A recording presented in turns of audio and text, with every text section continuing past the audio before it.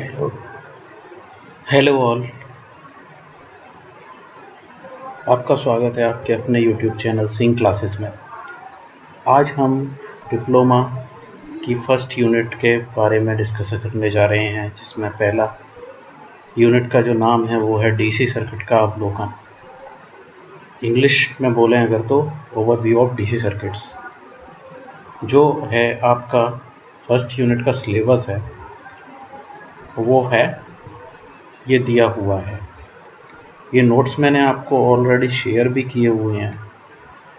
जिस किसी को भी नहीं मिले हों अपने साथियों से प्राप्त कर लें। तो इसमें सबसे पहले हम बात करेंगे concept of charge. Concept of charge क्या होता है?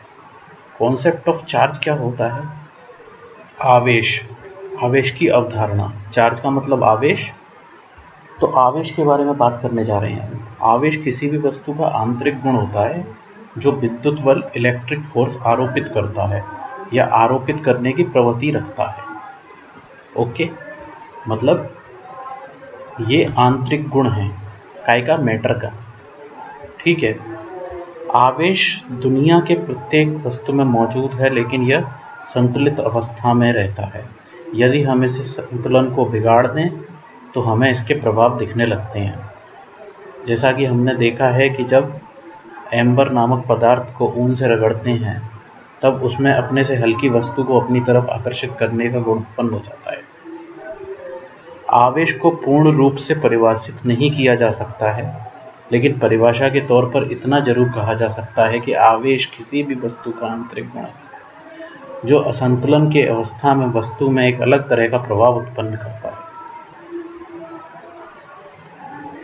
अब यहाँ पर एक वैज्ञानिक थे, साइंटिस्ट बेंजामिन फ्रैंकलिन। बहुत ही फेमस साइंटिस्ट हैं ये। इन्होंने आवेश चार्ज की स्टडी की और बताया कि चार्ज दो प्रकार के होते हैं, पॉजिटिव चार्ज और नेगेटिव चार्ज। ओके। और इसके बाद में कूलाम आए, उन्होंने बताया कि पॉजिटिव और नेगेटिव चार्ज जो है वो एक दूसरे को क्या करेंगे, अट्रैक्ट करेंगे, और पॉजिटिव एक दूसरे को रिपेल करेंगे, मतलब एक दूसरे की तरफ आकर्षण नहीं होगा उनमें। मतलब जो पॉजिटिव और नेगेटिव चार्ज हैं वो एक दूसरे को आकर्षित करेंगे। नेक्स्ट जो टॉपिक है आपका वो है law of conservation of charge. ये एक बहुत ही इम्पोर्टेंट लॉ है, जैसे कि law of conservation of energy था। Law of conservation of charge में यही है कि ना तो आप चार्ज को उत्पन्न कर सकते हैं, ना ही उसे खत्म कर सकते हैं, नष्ट कर सकते हैं। इसी तरह से law of conservation of energy जो था उसमें क्या था, energy neither be created nor be destroyed. Same thing is happened here.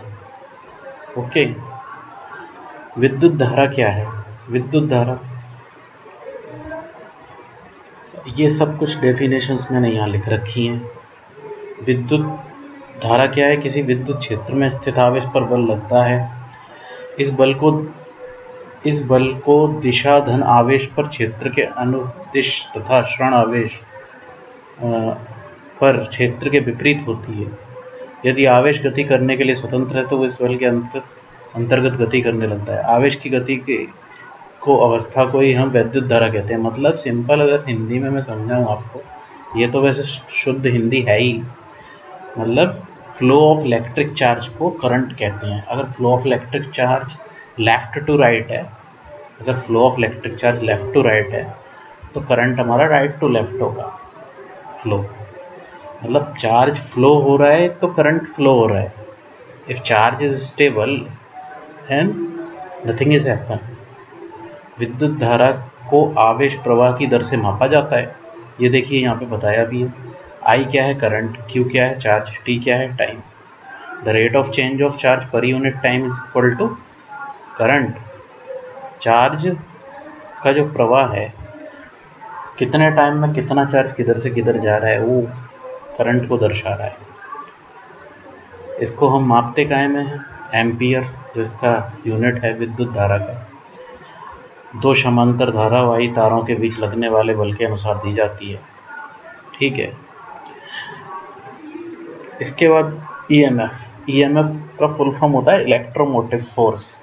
Electromotive force यह एक विद्युतीय आवेश होता है जो किसी संचार उपकरण या विद्युतीय उपकरण से उत्पन्न होता है। यह विद्युत शक्ति के स्रोत के रूप में काम करता है जो विद्युत ऊर्जा के रूप में उपयोगी होता है। मतलब सिंपल है, इलेक्ट्रोमोटिव फोर्स, इलेक्ट्रॉन को मोशन हो रहा है किसी फोर्स के कारण, वही चीज यहाँ पे हिंदी में लिखा हुआ है। ओके।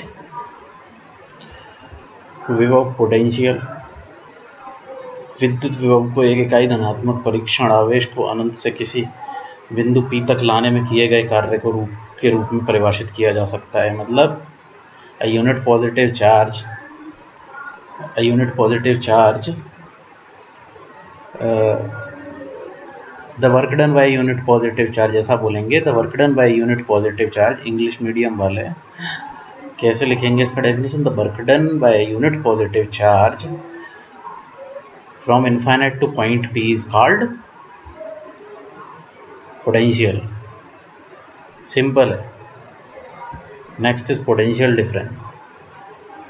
जब किसी चालक में से विद्युत धारा प्रवाह होती है तो उसके सिरों के विभव में कुछ अंतर पैदा होता है, वही विभवांतर कहलाता है। सिंपल है।